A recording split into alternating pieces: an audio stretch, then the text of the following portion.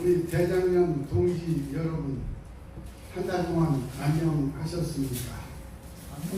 저는 목사님, 장로님, 권사님 이 말보다 동지란 말이 더 좋습니다. 참으로 어수선한 여러 분위기, 거기에다 날까지 묻어오니까 정신 못 차리겠더라고요. 특히 제가 에어컨을 별로 안 좋아하거든요. 올해도 어김없이 에어컨 키고 잤다가 감기가 한번 들렸습니다. 그래서 한 5-6세 아주 고생 많이 했습니다. 가급적이면 에어컨은 조금만 끄시고 주무실 때는 선풍기나 문 열어놓고 이렇게 주무시면 좋을 것 같습니다. 우리가 만나지 못한 한 달 동안 많은 일들이 있으셨죠. 제가 국내 문제, 국제 정치 문제 이렇게 해서 2가지 정도로 해서 우리 임덕근 목사님께서 한 20분 하라고 하니까 순종하는 차원에서 제가 가급적이면 20분 안에 끝내도록 하겠습니다.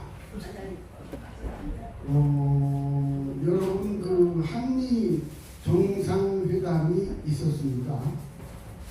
그런데 언론에서 보도되는 그런 내용을 보면 국민들은 뭐가 뭔지 몰라요. 그냥 잘했다 하니까 잘한 줄 알고 이런 문제는 좀 문제가 있다 하니까 문제가 있는 걸로 알지 무엇이 잘되고 무엇이 못되고 이렇게 분석까지는 일반 국민들이 좀 못합니다. 그래서 전문가의 도움이 필요한 것입니다. 이번에 간단히 얘기를 하면 선방한 것은 맞습니다. 그 선방이란 의미는 무엇인가? 그것은 정상회담이 있기 전에 예측들이 있었어요. 트럼프가 가만두지 않을 것이다. 이재명이가 워낙 죄를 많이 졌기 때문에 엄청나게 젤렌스키 그 이상으로 곤혹스럽게 할 것이다. 이런 얘기가 많이 돌았어요. 그런데 엄청 준비를 많이 한 것 같아요. 특히 트럼프의 거래의 기술이라는 그런 책을 아마 이재명 대통령이 통독을 한 것 같습니다. 준비를 많이 한 것 같아요. 이 사람은 머리가 좋은 사람이기 때문에 아마 충분히 가능했을 것입니다.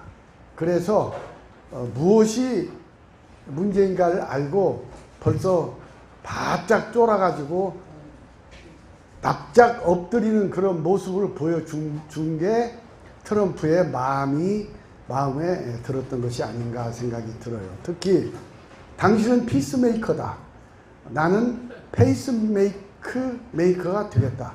참 우리끼리 얘기해서 이건 대단한 겁니다. 이런 워딩을 만들어낸다는 건 물론 이재명 머리에서는 이런 게 안 나왔겠죠. 그 측근 참모들이 이 트럼프의 성격을 잘 알고 노벨 평화상을 원하는 것을 잘 알고 있기 때문에 피스메이커란 말을 만들어냈고 그리고 거기에 당신은 조금 떨어진 페이스메이커라는 같은 P자로 시작되는 그런 말을 만들어낸 겁니다. 만들어낸 워딩이 당신은 피스메이커, 나는 페이스메이커다. 여기에서 아첨받기 좋아하는 트럼프가 세상 말로 뿅 가게 된 거예요. 이건 참 주변 우리나라 사람들 머리가 매우 좋습니다. 특히 그 참모들도 머리가 좋고요. 어쨌든 선방했다. 잘한 건 아니지만 그래도 예상과는 달랐다. 왜? 많은 억측을 불러낼 만한 트럼프의 말이 있었거든요. 특검이 뭐냐? 그리고 뭐 여러 가지 곤혹스럽게 할 만한 말들을 미리 만들어서 막 내질렀던 것 아니겠습니까? 그래서 이 싸움은 특히 그 이재명이가 굉장히 코너로 많이 몰리겠다라고 했는데 코너에 몰리지 않고 미리 이렇게 적절하게 대처를 한 것은 틀림이 없다. 그런데 여러분께 한 가지 말씀을 하나 올릴 것이 있습니다. 잘했다고 하지만은 특이한 게 하나 있어요. 없는 것 두 가지가 있습니다. 첫째는 공동성명이 없어요. 두 번째는 트럼프의 배웅이 없어요. 두 가지입니다. 공동성명은 우리 바로 이웃인 일본도 있었습니다. 인도도 있었고요. 이탈리아도 있었습니다. 한국이 공동성명이 없어요. 이거 매우 심각합니다. 두 번째로 다 배웅이 있었어요. 정상들 간 대부분 다 배웅이 있었는데 이재명에 대한 트럼프가 따라 나오지 않았습니다. 대선. 이건요 외교적으로 그리고 미래를 예측할 때 매우 위험스러운 그런 일이기도 합니다. 참고로 공동성명이 없었다. 트럼프의 배웅이 없었다. 두 가지를 여러분의 염두에 두시고 앞으로 트럼프와 이재명 간에 어떤 일이 있을지 한번 염두에 두시고 이것을 잘 연구해 보시기를 바랍니다. 그리고요, 정말 이재명 정권이 매우 암울하다는 그런 생각을 할 수밖에 없는 것이 지금 빚을 내거든요. 근데 이 재정 건전성이 이 자본주의 국가에서는 엄청 중요한데 아무리 봐도 재정 중독에 걸릴 가능성이 많습니다. 이번에 뭐 15만 원씩 나눠주고 어떤 사람은 뭐 50만 원 주고 그런데 지난번도 한번 내가 말씀드릴 것 같은데 의료보험 80만 원 이상 낸 사람들한테 15만 원이 무슨 의미가 있습니까? 차라리 그 돈 가지고 좀 어렵고 힘든 사람들, 의료보험 뭐 10만 원, 5만 원 이런 내는 분들한테 더 많이 도와주고 그랬으면 훨씬 더 돈의 효과가 있었을 거 아닌가 이런 생각이 듭니다. 이것은 회사 사장이나 재벌이나 또는 기업의 이사나 일률적으로 15만 원씩 준다는 건 이건 정말 돈의 효용 가치를 재정의 효용 가치를 떨어뜨리는 일이라고 이렇게 생각이 됩니다. 그 다음에 여러분 국제적 정치 쪽으로 좀 넘어가서 중국의 입장을 한번 생각해 보겠습니다. 오늘 아침 여러분 혹시 언론에서 본 적 있어요? 지금 남중국해에 중국이 무인도를 전부 다 갈아엎었고 모래를 갖다 놓고 바위를 막 갖다 놓고 해가지고 이 비행장을 엄청나게 큰 비행장들을 많이 지어놓고 이 남중국해 여기는 우리 영토야 이렇게 선언을 하고 있지 않습니까? 그런데 국제사법재판소에서 이건 불법이다라고 판결을 내렸는데도 불구하고 중국은 그걸 그냥 무시해버리고 계속적으로 군사시설을 짓고 있는 것. 이게 바로 남중국해입니다. 남중국해를 통해서 일본과 한국과 필리핀, 대만 이런데 물류수송의 90% 이상이 거기를 지나가게 되었습니다. 그러면 이제 베트남호가 문제예요. 베트남도 남중국해가 자기 소유라고 이렇게 얘기를 하고 있거든요. 베트남은 어떻게 대처를 했는가? 이 대목을 여러분 예의주시를 해야 됩니다. 베트남이 드디어 최근까지 중국보다도 더 큰 비행장을 남중국해에다가 무인도에다가 건설을 했어요. 중국이 방방 뛰지만 베트남은 절대로 굴하지 않습니다. 여러분 베트남이 어느 정도 나라인지 여러분 아세요? 베트남은 싸워서 진 적이 없는 나라 국가입니다. 첫째, 프랑스하고 전쟁을 벌였지만 결국 프랑스 물러났습니다. 그래서 프랑스가 물러갈 때 아이고 이거 도저히 우리 힘으로는 안 되니까 미국을 끌어들이자 해가지고 결국 케네디 대통령 때 월남으로 미국을 끌어들인 거 아닙니까? 그러니까 울며 겨자 먹기로 대한민국도 결국 베트남 전쟁에 참여하게 되었고요. 김동규 우리 목사님 같은 분은 베트남 파병 용사로 다녀오셨고요. 그런데 결국 미국이 베트남전에서 이겼습니까? 패배했어요. 누가 뭐래도 베트남전에서 미국은 패배한 것입니다. 그 다음에 1979년 아마 등수평 집권 초기일 거로 알고 있는데요. 이게 말을 안 들어요, 베트남이. 그러니까 중공군이 약 한 30만에서 50만을 대대적으로 베트남으로 보낸 거예요. 저것 까불지 마. 너희들이 무슨 뭐 프랑스 이기고 베트남 미국 이겼다고 바로 국경을 같이 하는 우리 중국을 무시해? 하고 정확한 숫자는 모르겠습니다만 거의 50만 명에서 30만 명 수준으로 내려보내서 싸움을 했어요. 결과는 어떻게 되었을까요?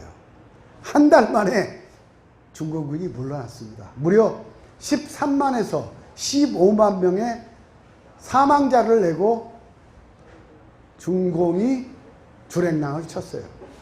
이게 베트남의 역사입니다. 베트남은 우리하고 똑같이 생겼어요. 무서운 나라입니다. 그 베트남이 지금 우리와 수교를 해서 이웃이 되고 있습니다. 좀 얘기가 옆으로 새는 것 같습니다만 베트남의 대단한 나라임을 증명하는 무슨 사건 하나를 말씀을 드리겠습니다. 여러분, 우리는 일제 36년 치하에서의 일본 통치를 겪었습니다. 그래서 해방이 되고 박정희 대통령이 한일회담을 통해서 우리가 노력을 해서 저쪽도 많이 노력을 했죠. 그래서 6만 달러, 6만 달러, 6억 달러, 그리고 거기에다가 차관까지 등등 해가지고 우리가 얻어왔지 않습니까?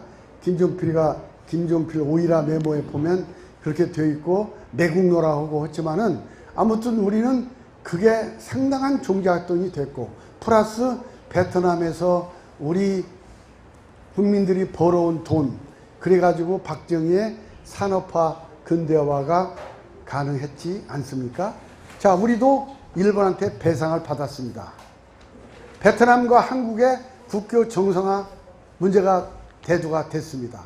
우리 외교부에서는 그래, 우리도 뭐 여러 가지 일본으로부터 보상을 받았으니까 한국군에 의해서 죽은 베트남 민간인들, 병사들, 야, 어느 정도의 우리가 배상은 각오를 하자 하면서 외교부에서 1안, 2안, 3안, 4안까지 준비하면서 베트남과의 수교를 준비했다는 것 아니겠습니까?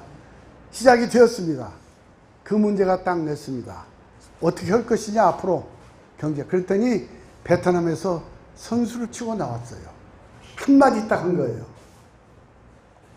우리는 한국과 베트남 간의 미래가 중요하지 경제 원조가 중요한 건 아니다. 딱 거절했습니다. 안 받았습니다. 언급도 안 했습니다. 대단한 민족입니다, 베트남이.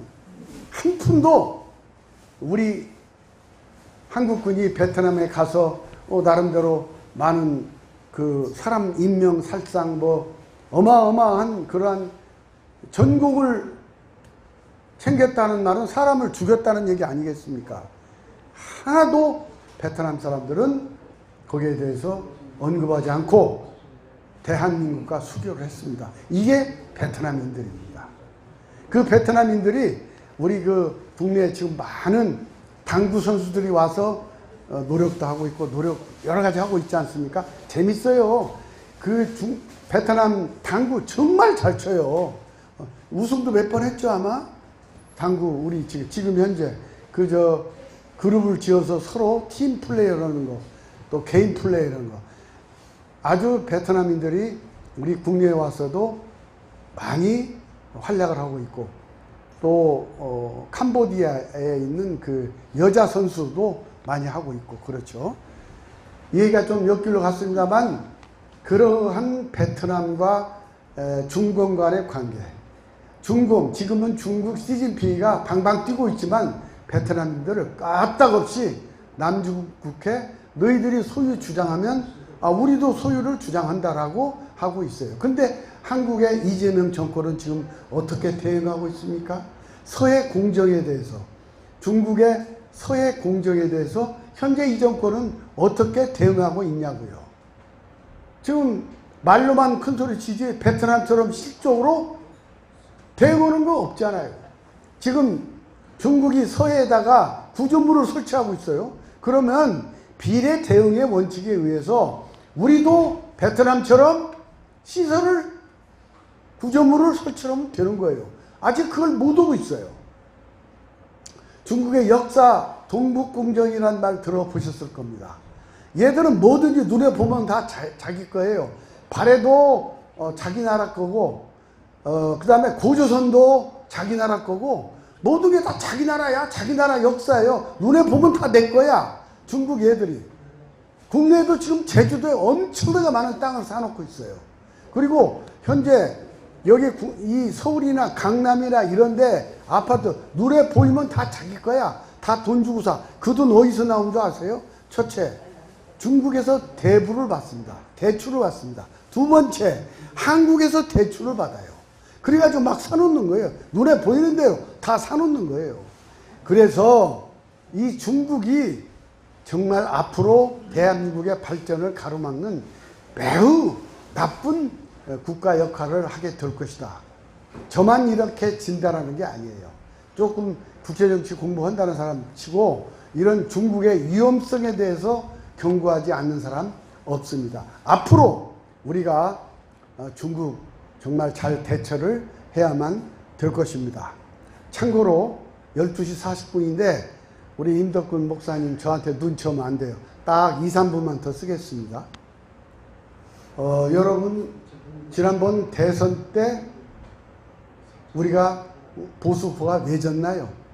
쟤들의 어떤 전략에서 진 것 같습니까? 쟤들의 프레임 전략에 녹아난 겁니다.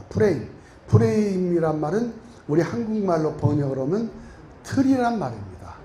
어떤 가상의 또는 유상, 눈에 보이는 어떤 물체가 있어요.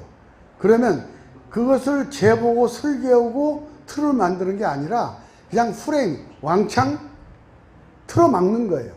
쉽게 얘기할게요. 군대 갔다 오신 분들. 내가 280mm를 신을 신고 있어요. 군대 어떻게 맞는 거 줍니까? 우리 때만 해도 무조건 대중소로 딱 해갖고 너 중, 너 소. 그래서 이제 저 같은 경우 이 군합발이 저는 한 280 되는데 260짜리를 주는 거예요. 그러니 제가 그냥 훈련하면서 이런 것 때문에 엄청나게 힘들어서 이게 칼로 찍고 싶은데 그러면 관물 조사해서 또 얻어 터지잖아요. 그러지도 못하고 이렇게 이게 바로 프레임이다. 프레임은 딱 짜버려. 상대방이 나의 어떤 가치나 수준이나 형편을 고려하지 않고 딱 짜버리는 거예요. 이것들은 프레임이라고 하는 거예요. 이 프레임 전략에 보수 우파가 놀아났다. 그 프레임 중에서도 보수 우파가 꼼짝 못할 프레임이 하나 있었어요. 아시는 분 손 한번 들어보세요. 백전백패야. 보수 우파가 이겨본 적이 없는 프레임. 그게 뭔지 아세요? 친일 프레임이에요. 얘들은 조금만 저들이 부족하면 친일 프레임을 걸어버리는 거예요. 만주벌판, 홍범도 딱 데려오고 홍범도에 비나면 봐라. 이런 사람들이 다 보수파란 작자들이. 그러면서 국민과 보수파를 이간질하고 조금 이 보수파가 인기가 좀 높아지려 하면 조국 같은 인간은 죽창가를 높이 부르자 하면서 그런 얘기로 국민들을 선동하고, 그런데 국민들이 먹혀 들어갔다는 거예요. 백발백중 친일 프레임. 자기들이 불려면 친일 프레임을 겁니다. 덮어 씌워버립니다. 이것 때문에 적고, 여기에다가 대통령 선거 김문수 잘 싸웠습니다. 정말 김문수요. 진짜 8% 차이 났다 하지만 내버려뒀어. 아마 12% 이상 차이 났을 거예요. 4, 5%는 자기 힘으로 한 겁니다. 아주 진실과 진정성으로 깨끗한 이미지로 싸운 사람이 김문수예요. 그 김문수도 결국은 이 프레임에는 걸려 넘어지지 않을 수 없었고 극복할 수가 없었습니다. 그게 뭔가요? 내란 프레임입니다. 친일과 내란 프레임으로 결국 보수 우파는 꼼짝 못하게 백전백패를 했다. 따라서 우리는 어떻게 해야 될 것인가? 우리도 프레임을 개발을 해야 된다. 쟤들이 꼼짝 못할 프레임을 개발해야 되는데 나는 그것이 남북관계가 되지 않을까 일단 생각을 하고 다음 한 달 뒤에 혹시 제가 프레임 진보 좌파를 깰 수 있는 프레임이 완성이 되면 제가 발표하도록 하겠습니다. 네. 그러면 우리 임덕근 목사님 또 눈치 올 것 같으니까 여기서 일단 마치고 다음 달 뵙도록 하겠습니다. 고맙습니다. 그럼 꼭 와주시오.